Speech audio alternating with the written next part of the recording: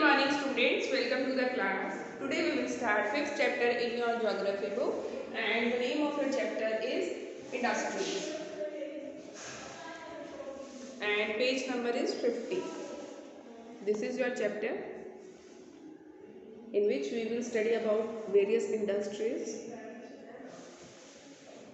Have you ever given a thought to the fact that the notebook you use for writing has come to you after a long process of manufacturing? का कभी आपने देखो इस बात पे जो है ध्यान दिया, इस बारे में कभी सोचा है कि जो नोटबुक आप लिखने के लिए इस्तेमाल करते हैं, अपना होमवर्क करने के लिए, स्कूल वर्क करने के लिए इस्तेमाल करते हैं, वो कितने एक लंबे मैन्युफैक्चरिंग प्रोसेस के बाद आप तक पहुँचती है।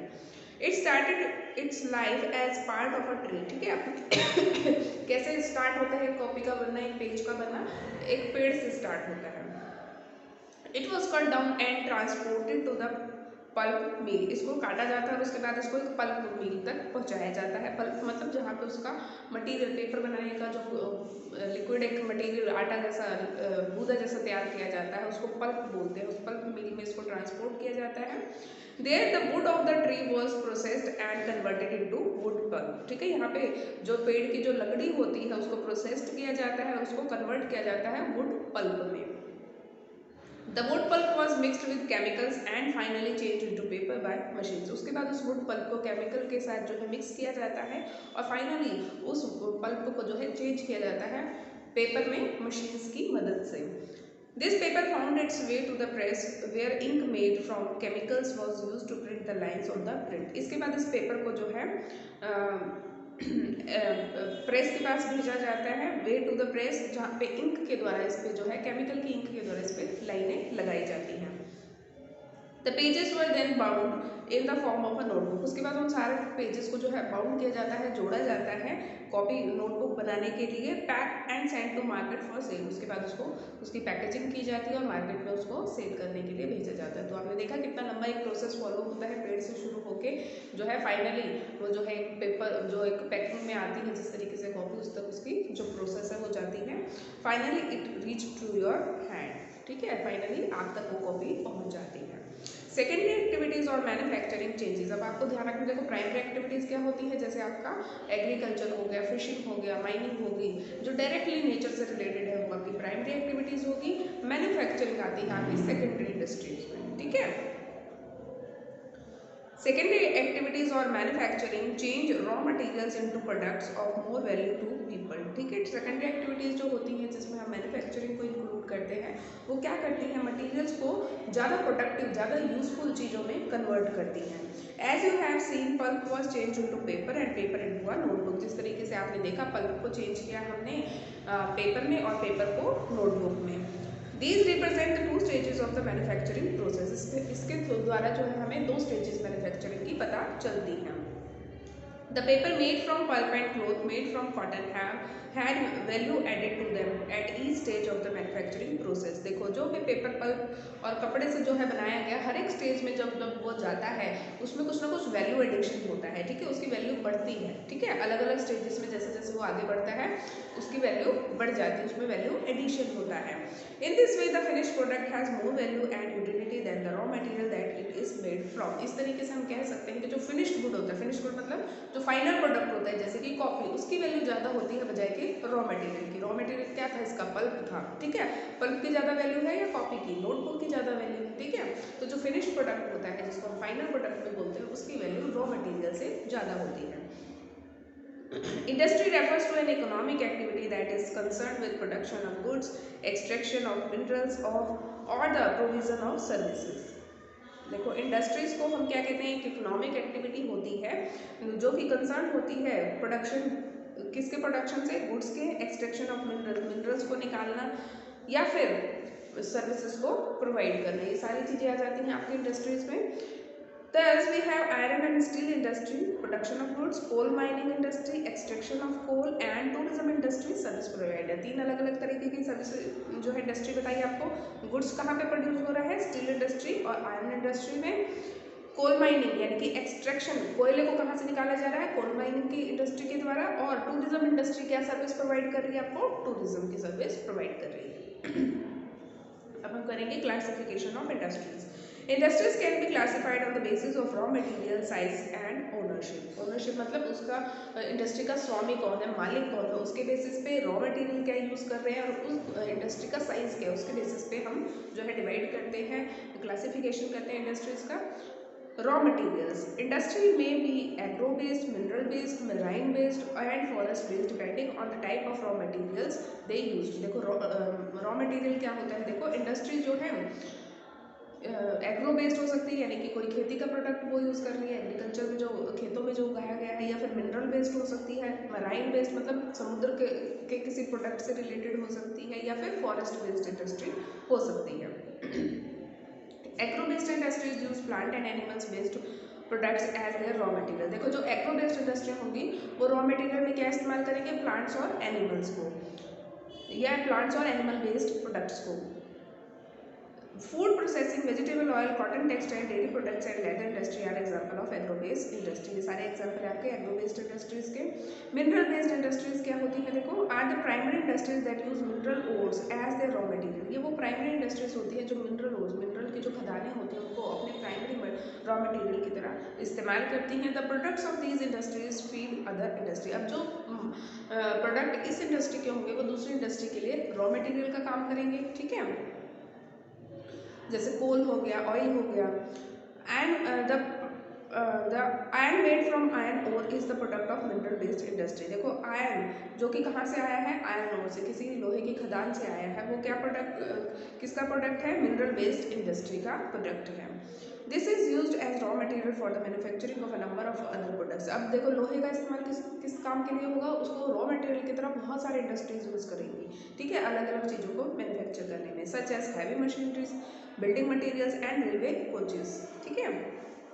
Marine based industries use products from the sea and oceans as raw materials. अब जो मेराइन बेस्ड इंडस्ट्री होगी वो समुद्र से या फिर जो आपके महासागर है इनके प्रोडक्ट्स को जो है एज ए रॉ मटेरियल इस्तेमाल करेगी। इंडस्ट्रीज प्रोसेसिंग सी फूड, यानी कि ऐसी इंडस्ट्री जो कि सी फूड को प्रोसेस करती हैं, और manufacturing fish oil are some example, या फिर वो फिश ऑयल बना रही हैं, ये सारे मरीन बेस्ड इंडस्ट्रीज के एग्जाम्पल हैं। Forest based industries utilize forest produce as raw material. Forest based industry क्या करेगी, जंगलों के प्रोडक्ट्स को इस्तेमाल करेगी as a raw material. The industries associated with forest are pulp, paper, pharmaceuticals, furniture and buildings. Size. It refers to the amount of capital invested. Size का क्या मतलब है, कितना कैपिटल आपने इन्वेस्ट किया उस कंपनी में या उस बिजनेस में, नंबर ऑफ पीपल एम्प्लॉयड, कितने लोग वहाँ पे काम कर रहे हैं, and the volume of production, कितना प्रोडक्शन यानी कि कितनी यूनिट्स प्रोड्यूस होती हैं, इन सब चीज़ों पे जो है डिपेंड करेगा साइज किसी भी इंडस्ट्री का। Based on size industries can be classified into small scale and large scale industries, ठीक है। साइज के बेसिस पे दो भागों में हम बांट सकते हैं इंडस्ट्रीज को, स्मॉल स्केल और लार्ज स्केल इंडस्ट्रीज। कॉटेज और household industries are a type of small scale industry. देखो जो कॉटेज इंडस्ट्री होती है या हाउस होल्ड जो घरों में रह के लोग जो चीज़ें बनाते हैं वो स्मॉल स्केल इंडस्ट्री में आती हैं। Where the products are manufacture by hand, जहाँ पे बाय द आर्टिसंस, जहाँ पे जो प्रोडक्ट्स हैं वो घर पे ही आर्टिसंस के द्वारा हाथों से बनाए जाते हैं। Baked weaving, pottery and other handicrafts are example of cottage industry. Small scale industries use lesser amount of capital. Small scale industry में देखो कम कैपिटल की रिक्वायरमेंट होगी और इसी के साथ वो ज़्यादा जो है that technology compare to large scale industries that produce large volume of products. देखो स्मॉल स्केल इंडस्ट्री कम कैपिटल की रिक्वायरमेंट होगी, कम टेक्नोलॉजी की रिक्वायरमेंट होगी। लार्ज स्केल इंडस्ट्री में ज़्यादा टेक्नोलॉजी की, अच्छी टेक्नोलॉजी की और ज़्यादा कैपिटल की रिक्वायरमेंट होगी। Production of automobiles and heavy machines are large scale industry. देखो बड़ी बड़ी कारें जहाँ बनती हैं, हैवी मशीनरी जहाँ बनती है, वो सारी क्या है आपकी लार्ज स्केल इंडस्ट्रीज हैं। ओनरशिप, देखो ओनरशिप क्या होता है कि मालिक कौन है उस इंडस्ट्री का। Industries can be classified into private sector that owned or state owned और पब्लिक सेक्टर, जॉइंट सेक्टर और एंड कोऑपरेटिव सेक्टर। देखो इंडस्ट्रीज को हम क्लासीफाई कर सकते हैं ऑनरशिप के बेसिस पे कि या तो वो प्राइवेट सेक्टर हो सकता है, स्टेट ओन्ड सरकार के द्वारा ओन किया हुआ जिसको पब्लिक सेक्टर भी बोलते हैं, जॉइंट सेक्टर प्राइवेट और पब्लिक मतलब सरकारी और प्राइवेट, दोनों का एक जो है जॉइंट सेक्टर भी हो सकता है या फिर एक कोऑपरेटिव सेक्टर भी हो सकता है। Private sector industries are owned and operated by individuals और ग्रुप ऑफ इंडिविजुअल। जो प्राइवेट सेक्टर होगा वो किसी व्यक्ति का या कुछ लोगों के ग्रुप का जो है उस पर अधिकार हो सकता है, उन्होंने मिलकर अपनी कोई इंडस्ट्री खोली हो सकती है। The public sector industries are owned and operated by government. Public sector industries हम किसको कहते हैं, जो जिनके मालिक जिनका मालिक भी सरकार होती है और उनको चलाती भी सरकार है। Sorry, such as Hindustan Aeronautic Limited and steel authority of India limited, ये सारे जो है आपकी पब्लिक इंडस्ट्रीज हैं, पब्लिक सेक्टर को बिलोंग करती हैं। जॉइंट सेक्टर इंडस्ट्रीज क्या होती हैं, that are owned and operated by the state and individual और अ ग्रुप ऑफ इंडिविजुअल, यानी कि प्राइवेट और पब्लिक मिलकर जिस इंडस्ट्री को रन कर रही है वो होती है आपकी joint industries. Maruti Udyog limited is an example of joint sector industries. ठीक है, मारुति उद्योग क्या है, इसमें प्राइवेट ऑनरशिप भी है और पब्लिक ऑनरशिप भी है।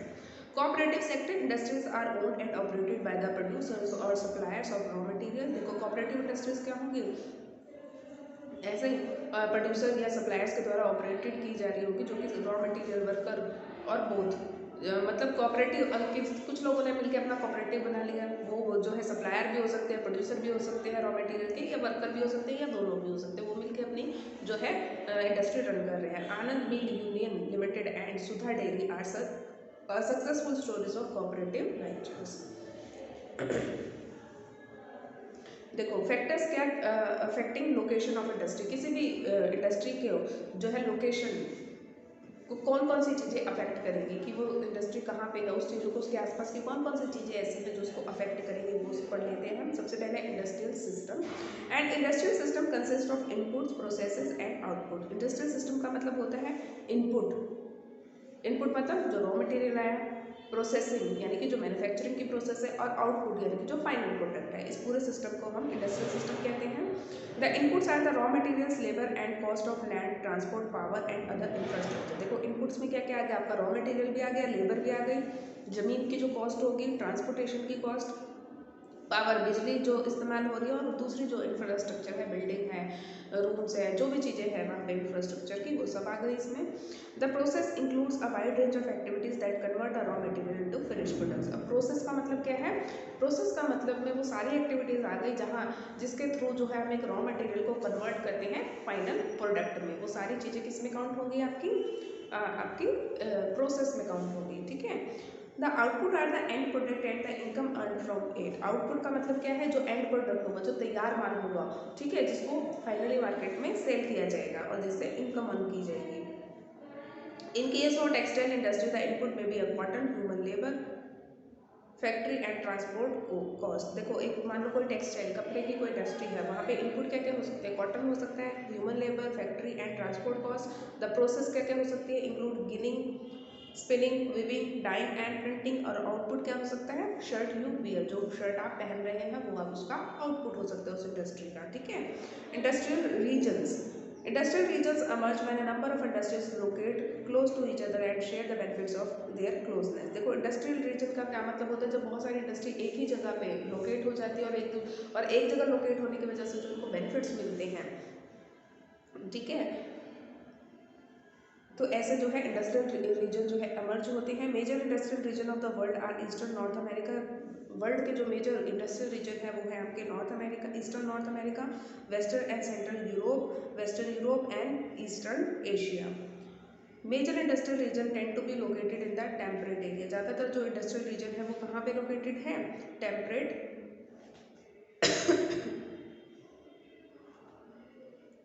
एरिया में, नियर सी पोर्ट, जहाँ पे समुद्र के किनारे, ठीक है, क्योंकि समुद्र के रास्ते से उनको जो है ट्रांसपोर्ट इजीली हो जाता है सामान, and specially near coal fields, या फिर जो कोयले की जो फील्ड्स होंगे, कोल फील्ड्स के आसपास होंगे। इंडिया है सेवरल इंडस्ट्रियल रीजन्स। भारत में भी बहुत सारे इंडस्ट्रियल रीजन हैं, like Mumbai Pune cluster, Bangalore Tamil Nadu region, Hooghly region, Ahmedabad Baroda region, Chota Nagpur industrial belt, Visakhapatnam Guntur belt, Gurgaon Delhi Meerut region and Kollam Thiruvananthapuram industrial cluster. ये सारे इंडिया के इंडस्ट्रियल रीजन्स हैं।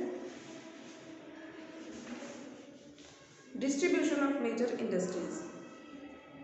The world's major industries are iron and steel industry. देखो वर्ल्ड की सबसे मेजर इंडस्ट्रीज में से में कौन सी हैं? आयरन और स्टील इंडस्ट्री है सबसे बड़ी इंडस्ट्रीज, ठीक है।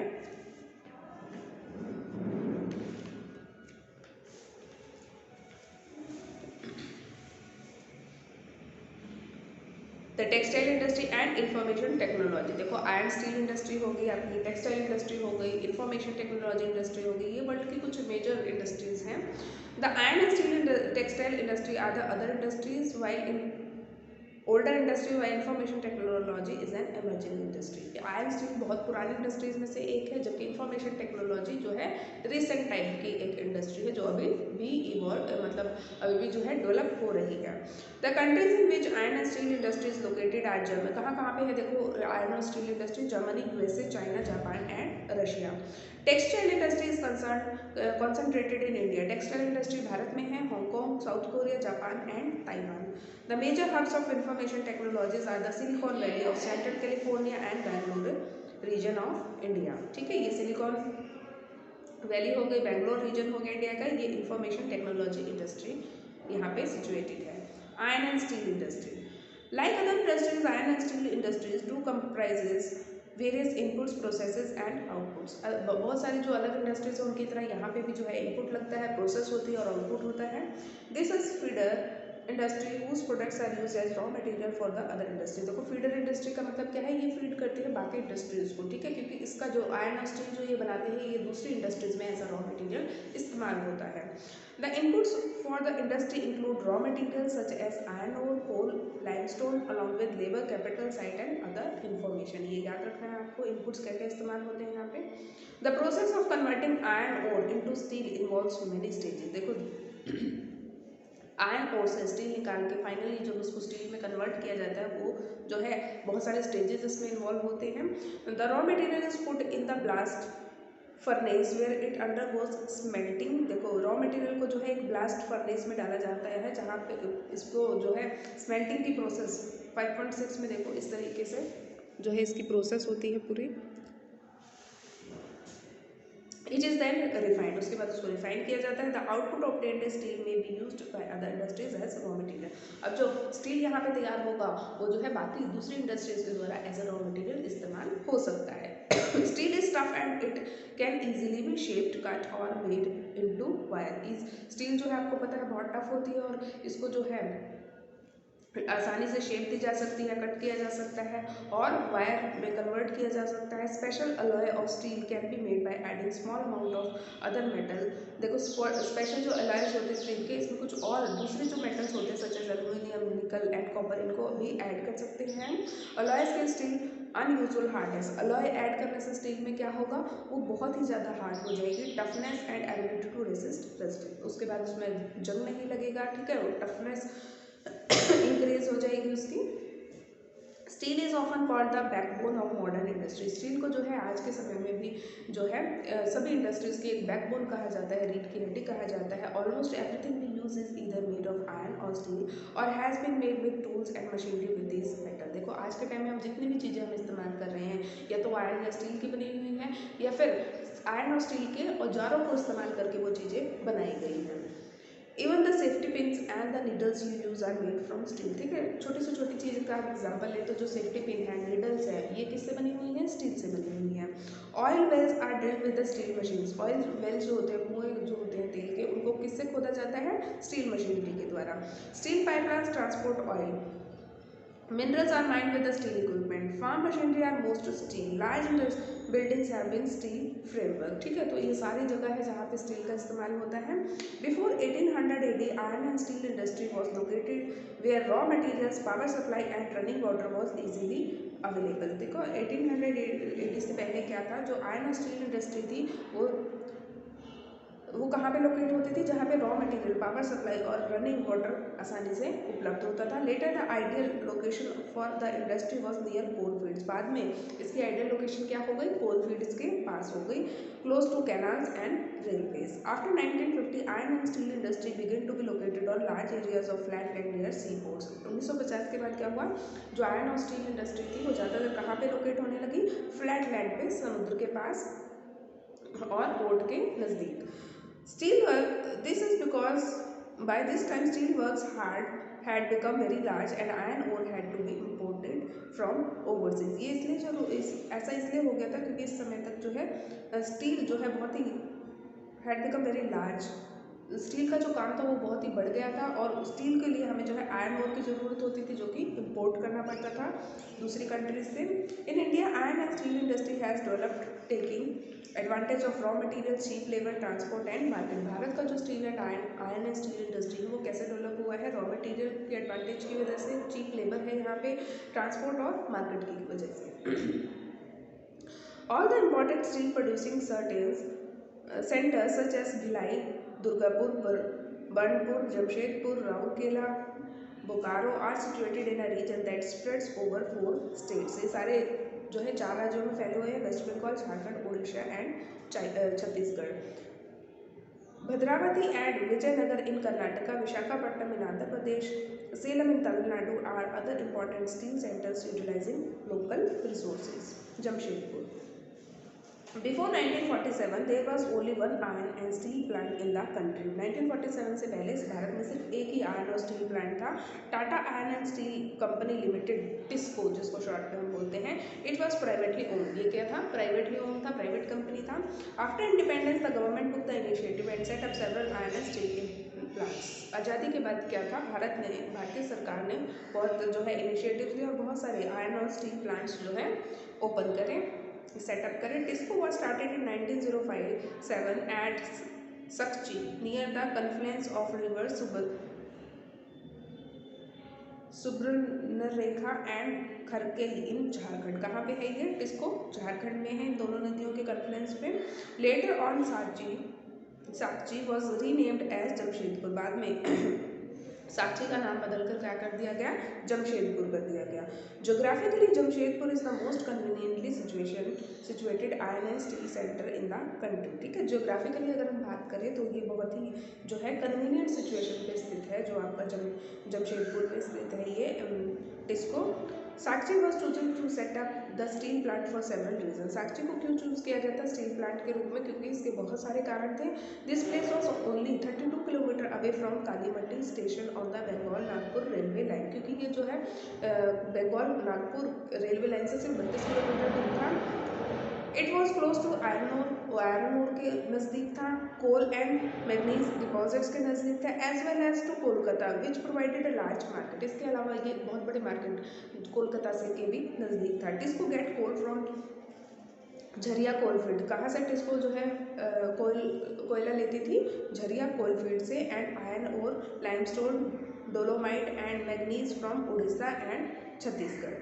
The Kharkai and Subarnarekha rivers ensure sufficient water supply. अब ये जो दोनों नदियाँ थी ये एंश्योर करती थी कि यहाँ पे सफिशिएंट वाटर सप्लाई पहुँचे. Government initiatives provide adequate capital for its later development. In Jamshedpur several other industrial plants were set up after TISCO. अब जमशेदपुर में जो है टिस्को के बाद बहुत सारे दूसरे इंडस्ट्रियल प्लांट्स में सेटअप हुए. They produce chemicals, locomotive parts. Locomotive होते हैं जो इंजन के जो पार्ट्स होते हैं वो. Agriculture equipment, machinery, tin plate, cable and wire. The development of iron and steel industry opened the door to rapid industrial development in India. जैसे जैसे आयरन और स्टील इंडस्ट्री डेवलप होती गई उसी की स्पीड से जो है भारत में इंडस्ट्रियल डेवलपमेंट भी होने लगी. Almost all sectors of the Indian industry depend heavily on the iron and steel industry for their basic infrastructure. लगभग सभी जितने भी बाकी इंडस्ट्रीज हैं वो सभी जो है डायरेक्टली एंड डायरेक्टली आयरन और स्टील इंडस्ट्री पे बहुत ज़्यादा डिपेंडेंट हैं. The Indian iron and steel industry consists of large integrated steel plants as well as mini steel mills. Also include secondary producers, rolling mills and ancillary industry. Ancillary होती है जो supporting industries होती हैं. Pittsburgh. It is an important steel city. Pittsburgh देखो कहाँ पे है? It is an important steel city of the United States of America. The steel industry at Pittsburgh enjoy locational advantage. अब ये जो यहाँ की जो पिट्सबर्ग की जो स्टील इंडस्ट्री है ये यहाँ का लोकलाइज लोकेशन का जो है एडवांटेज उठाती है. Some of the raw material such as coal is available locally. कोयला जो है लोकली अवेलेबल हो जाता है यहाँ पे. While the iron ore comes from the iron mines at Minnesota. उसके अलावा आयरन ओर आयरन कहाँ से आता है? आयरन ओर आता है यहाँ की आयरन माइन से, जो कि मिनीसोटा में है, about 1500 kilometres from Pittsburgh. Between these mines and Pittsburgh is one of the world's best routes for shipping और चीपली। इन दोनों के बीच में एक बहुत ही वर्ल्ड का सबसे best one of the best route है फॉर शिपिंग और चीपली, जहाँ से जो है ये जो आयरन ओर है इसको सस्ते रेट में जो है शिप किया जा सकता है। The famous Great Lakes waterway. Trains carry the ore from the Great Lakes to the Petersburg area. The Ohio, the Monongahela and Allegheny rivers provide adequate water supply. Today, very few of the large steel mills are in Petersburg itself. आज के time में जो है बहुत ही कम जो है large steel mills जो है पीटर्सबर्ग में है। They are located in the valley of the Monongahela and Allegheny rivers above the Petersburg and along the Ohio River below it. Finished steel is transported to the market by both land and water routes. Finished steel जो है पानी के रास्ते से और ज़मीन के रास्ते से, दोनों रास्तों से जो है ट्रांसपोर्ट किया जाता है। The Petersburg area has many factories other than steel mills.